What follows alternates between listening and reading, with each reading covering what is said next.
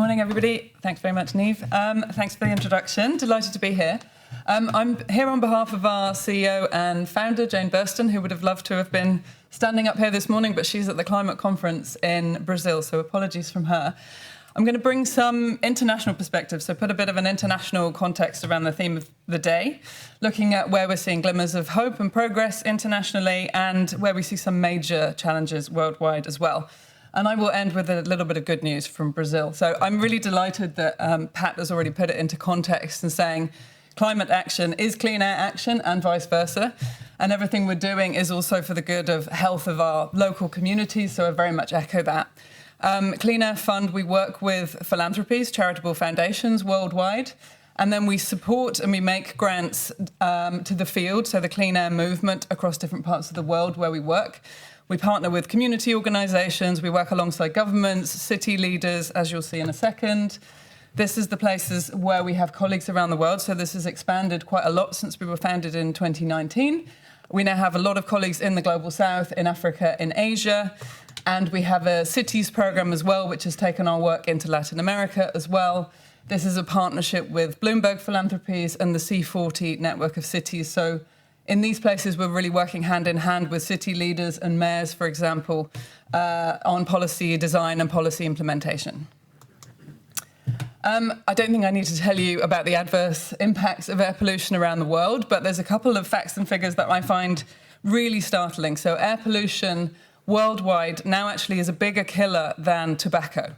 So if you think about the resources and the policy effort that go into tobacco control worldwide and compare that with what's going into air pollution worldwide, it's really off kilter at the moment when you think air pollution is now getting on for 8 million people prematurely around the world every year. Particularly, and this was already touched on by Pat, children and babies are among the groups that are most affected in our communities. So worldwide now, it's the equivalent of one small child or baby every minute under 5 years old who is dying from air pollution-related causes. So clearly unacceptable. And that burden is very, very heavily skewed toward the Global South, which is why we're increasingly becoming a global organisation. So, as we were touching on kind of the win-wins from working on air pollution, this is why Clean Air Fund exists. Because it's going to have benefits for our health, it's going to have benefits for more livable, nicer communities to live in, benefits in terms of stronger economies. So this is one of the things that we really focus on, showing that you can have economic development and growth at the same time as reducing emissions and developing in a more sustainable way. This is just one example of where air pollution and climate change are so deeply interconnected. We're seeing that basically same sources, air pollution and climate changing emissions, means that they quite often have shared solutions as well. One of the darker aspects, this is from Air Quality Life Index, which shows us where we're going in the wrong direction globally right now. 2024 was a record-breaking year in terms of wildfire deaths around the world. I've just picked two examples of countries where wildfires, you can see the upward trajectory year on year because of climate change, dry conditions, meteorological conditions, and so on. And this kind of shows you why we need to break out of the insane spiral that we're at the moment, where air pollution feeds climate change, feeds wildfires, creates more air pollution. We need to reverse these trends. But we do see a lot, actually, of glimmers of hope from different parts of the world. The first one that I'll start with, because the area at Clean Air Fund that I lead is health. The evidence about the severity and the urgency of the health impacts of air pollution are not disputed anywhere in the world. And here you see that the evidence base, the number of academic papers that are published showing the links between air pollution and health impacts are growing year on year, and becoming increasingly global as well. A lot of the new papers that are coming out are coming from Asia in particular and are fascinating. They're also tapping into, okay, what are the benefits that we see for health when we start introducing air quality interventions? This is translating into policy progress and commitments on the international stage. World Health Assembly, so all of the world's ministers of health, bar one rather large country, got together in May of this year and agreed the first ever global health-focused target for air pollution reduction. So they've said, and this was unanimously adopted at the World Health Assembly, that countries will halve mortality from man-made sources of air pollution by 2040, compared to 2015. So all the countries who were present, bar the US, who were not present, endorsed this target.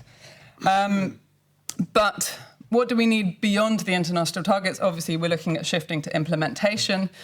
The health evidence, or the evidence more broadly that decision makers still need, is okay, but we know this is a problem, but what do we do? How can we be confident that it's going to work? How quickly is it going to work? What does it cost? What will the benefits be worth? And they want to basically see proof of what's going to work for us, which is absolutely fair enough. So we need more local evidence of interventions, more local evidence of what works on what timeframes at what cost. And we need more evidence around the co-benefits, especially the co-benefits for public health, resilience, and the health service costs that can be saved as well. There's not enough in that direction so far. So the EU AAQD, I would like to start on this one just by saying an enormous thank you to all of you here that were involved in this, and Ireland having such a strong and progressive, supportive position on the AAQD. This was greatly appreciated. Now it's about member states working together towards implementation. And we know that the benefits, if we can hit these targets by 2030, are going to be huge, both in terms of health, more than halving of the premature deaths related to air pollution across Europe. Economically, 20-to-1 return on investment, benefits outstripping the cost by a very, very long way, and obviously massive strides towards climate commitments as well. It was already discussed. We think that the accelerated action, thanks to the AAQD, is going to come mostly from two sectors, transport and domestic heating, solid fuel burning. And I'll go into a bit more detail where we've seen great strides, countries addressing both of those. And I hope there could be quite a lot of sharing of experience and best practice that might happen going forward. So Clean Air Fund, we're planning to support more in the direction of implementation of the AAQD, because we know that this is where the challenge lies for the next few years.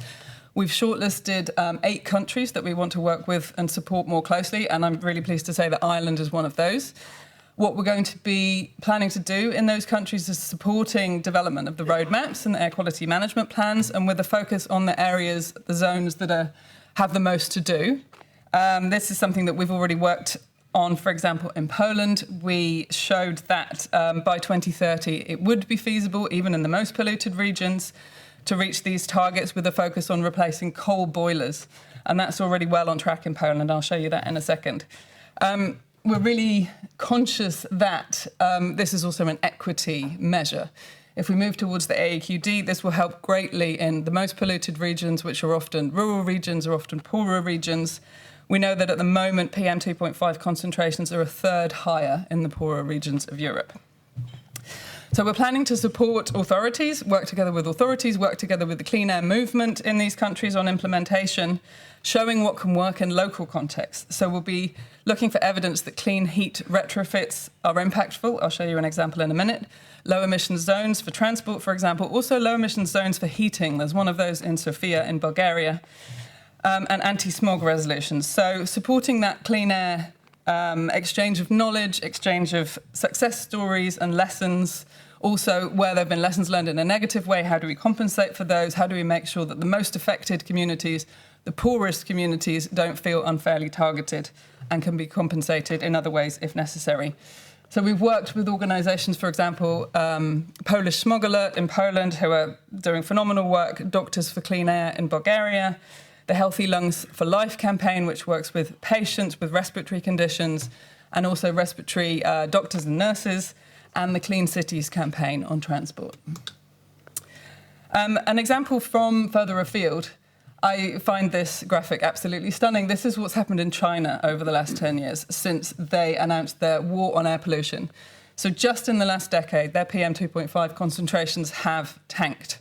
And I think this is really fascinating for 3 reasons. Firstly, that this has been a whole-of-government approach. It's really been led from the top, and it has implicated obliged action, not only in transport and energy, but also with waste, agriculture, urban planning, rural planning. Absolutely fascinating, and it's what you see there is the product of a coordinated effort across several ministries and authorities simultaneously. So lessons there, and China has pledged that they're going to share the lessons learned, and especially other countries in Asia are very excited to see how China achieved this in terms of PM 2.5 concentrations at the same time as, sustained economic growth. So this is the success story that the wider world is going to be looking at over the coming years, certainly. Also, it's definitely not only a regional beacon, but I think a global beacon to see how, the authorities have worked together. There'll be lessons there that can be deployed everywhere. What's also fascinating is that they've done, as I was saying about the evidence base, a really great job of documenting the health benefits of this kind of magnitude of reduction. So in terms of life expectancy, they've won back 2 years of life expectancy just with this action over the last 10 years. And in terms of the prenatal impacts, what they have observed over the last few years is that miscarriages and stillbirths in China have fallen to the tune of hundreds of thousands a year, and they attribute that to better air quality, which I think is fascinating. What health evidence is still needed? This is from the Lancet Countdown on Climate Change and Health, and it shows you falling deaths attributable to air pollution from PM2.5, dropping off in the highest income countries that you see at the bottom here. So there's still around 2.5 million deaths attributable to fossil fuel burning around the world every year, fossil fuel air pollution. Obviously too high and unacceptable, but that started to drop to the tune of 160,000 a year over the last 10 years, and that's attributed to phase out and transition away from coal in higher income countries. So this shows us that fossil fuel transition is absolutely the way forward, and it's indispensable, and other countries need to think about moving in that direction as well. What we need to add to these kind of massive global numbers and trends is a better understanding of the local benefits. So what does this look like, the transition away in your local area in terms of the health benefits? Which are the communities that are going to gain the most? How are they going to feel the difference, and so on?